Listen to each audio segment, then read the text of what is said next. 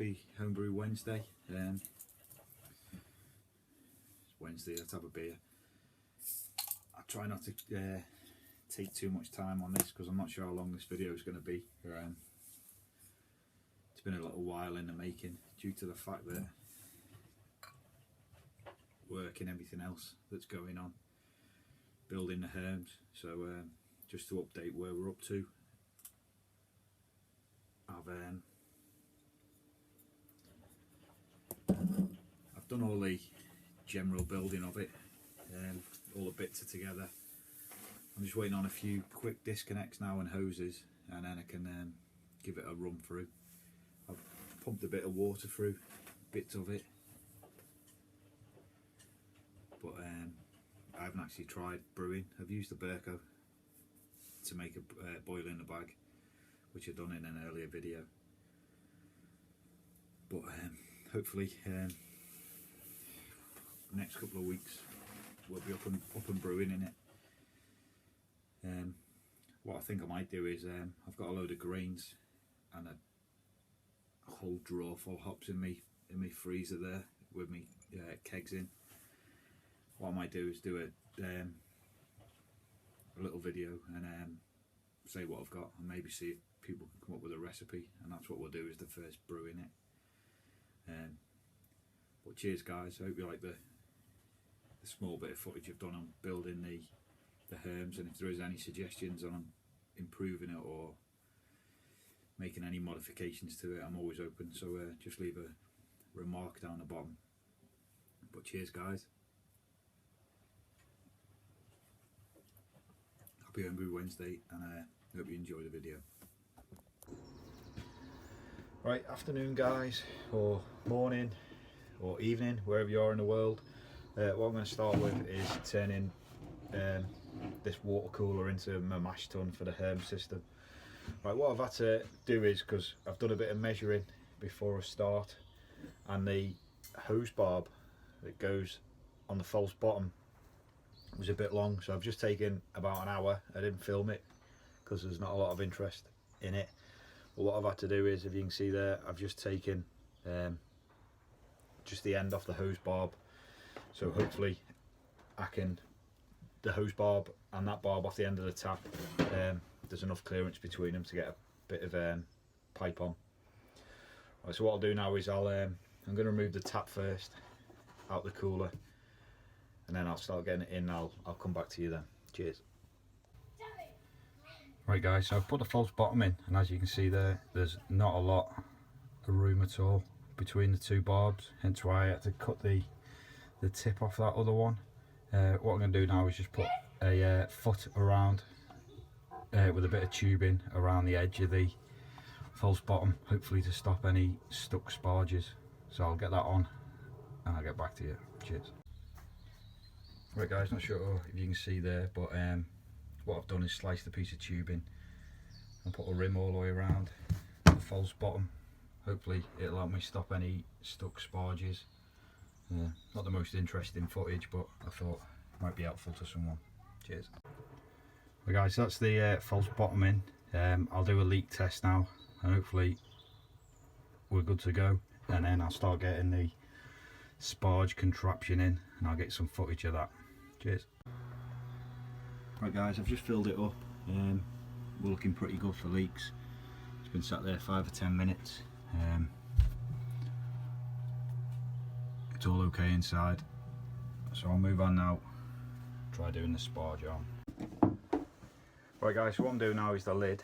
What I've done is, in the top I've put a 1/2 inch BSP hole, then underneath a bigger hole. It's slightly bigger than a stainless steel washer. The reason for that is the lid's hollow, so what I want to do is get the sparge arm piece inside, so I've not got masses of stainless steel going into the lid. Also, what I'm going to do is, for the insulation as well, is I've got a tin of spray foam. I'm just going to fill the lid, so I'll do that now and I'll get the connections fastened and I'll come back to you. Right guys, so that's the top done. As you can see there, I've just put it through with a 90-degree elbow and a quick disconnect, and then underneath it's got the lock link and then the spray arm on it. I have got, I don't know if anyone could use it, but I've got 1/4 inch lock line that a company sent me by mistake, and they didn't want it back. If anyone wants it, give us a shout in the comments below. I'm sure we can sort out getting sent out to you. Cheers.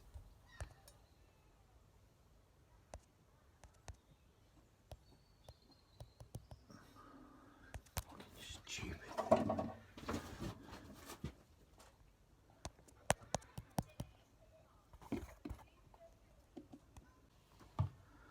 Right guys, that's the top done. So as you can see there, I've just got a 90-degree elbow with a quick disconnect on it. Then underneath, going through the lid, is the lock line and the spray arm. Hopefully it'll work. Adjustable so I can raise it higher and lower. I'll give it a quick run through with the pump now and we'll see how it looks. Cheers. Right guys, just plumbed in the pump just to give it a go. It's running through nicely now. And then I've obviously got a tap on the front that I can control the flow with. I thought while that was having a go, I'd crack a homebrew. This one here is it's a pumpkin ale that I made last year, and I took a lot of advice off this from Strat, if any of you know him. So I'm drinking these sparingly because he helped me a lot with this one. So cheers Strat, here's to you, rest in peace buddy.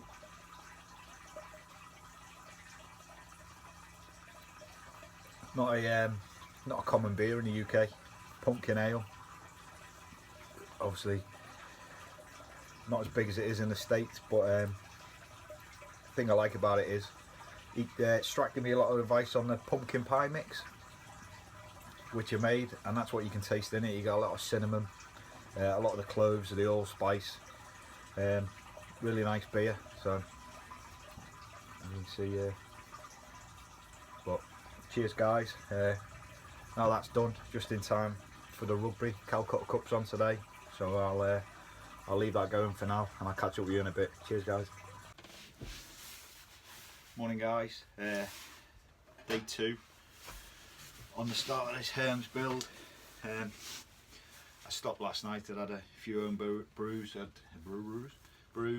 and the rugby was on, so I'd done back-to-back rugby games, so I didn't figure it was the best idea to start messing around with electrics. I was going to film doing the bypass of the thermo cut off, but Jake's Crafts Brewing has done an excellent video that takes you step by step. The only thing, when I spoke to him on the forum, he mentioned that he couldn't film due to the requirement of a third hand was the earth screw. He said when you lift the bottom off, if you hold the nut underneath, otherwise there's a chance that as you're unscrewing the little screw on the top here for the earth wire, it'll damage your earth cable. So there's a top tip there. Also Adam at Baldy's Brewery has done some footage on this, and while we're talking about that, I just want to say thanks Adam for the ceramic block you kindly sent me to let me do this without having to fork out. So cheers mate. I'll get you a beer at the piss up on the 4th of August. I'll get the first round in, but cheers mate. Right, I'll get the top off and then I'll come back and I'll talk through kind of what I'm going to do. Right guys, so that's the insides now. That's the little wire that attaches, the earth wire that attaches to the bottom of the Burco boiler. Excuse me, that Jake was on about holding. There is a nut and a little star washer on the inside. So my plan is now, like you'll see on plenty of other videos, is to remove these 2 wires, connect them together through the ceramic block, remove these 2 wires, same again, take out the reset button, and then I'm going to remove the thermostat, pass it up through the bottom of the boiler, through that hole there, and tape it down and then hopefully reattach it all. We should be good to go. So I'll cut back in a second when I've done the mods. Right guys, that's me bypassed the thermo cutout. All I'll say is I'm by no means an electrician, so this is purely the way I do it. I wouldn't advise anyone to do it this way. It's just my way of doing it. So the next thing is to, if you can see, take out the thermometer and then get it all back together and give it a test. Right guys, that's it, all done on the bottom, so you can just see what I've done and how I've attached it. What I'll do now is I'll get some water in it and we'll see if we can get a rolling boil. There we go guys, rolling boil. So the modifications has worked. We've not gone into keep warm mode, which I'm happy with. So all you've got to do now is change the tap over and get the bazooka screen on. So I'll come back when that's done. Right guys, so I'm in the middle of now doing the HERMS coil. I've had to, what I got offered was another boiler which was bigger. So I took it, set it all up, tested it, and it blew the element. So I ordered another element, I've refitted it, and it's just having a boil now to check that it's working alright. Next part is fitting the HERMS coil. So what I've decided is, instead of going through the side and risking wrecking the boiler, I've gone through the top. So I've just now drilled out the top with the 2 holes. It's taken me a while to do that. Stainless steel, it's a bit of an arse to drill through. I've got the compression couplings on the HERMS coil. I'll get it all together now. I don't think you really want to see me tighten up a couple of bolts, and then I'll hopefully get it all together and I'll come back in a second. Cheers. Right, so I've got a coil in. It was alright, it was a bit of a pig messing around with it, but give you a look now. Quite happy with it. Nice and snug fit, but it's in the boiler. This new boiler is absolutely caked in limescale, so I'm going to have to go and get some stuff tomorrow and give it a clean out. And I've just got to put a tap on it. What I was thinking was, on the top here, instead of using quick disconnects, where it goes into me sparging lock line stuff inside the mash tun, was putting 2 hose barbs on it instead of using quick disconnects. I don't know if it'll work. Maybe if somebody's got an idea on it, if you leave a remark below. Yeah, if you can leave a remark or let us know either way. And then I'm planning on using the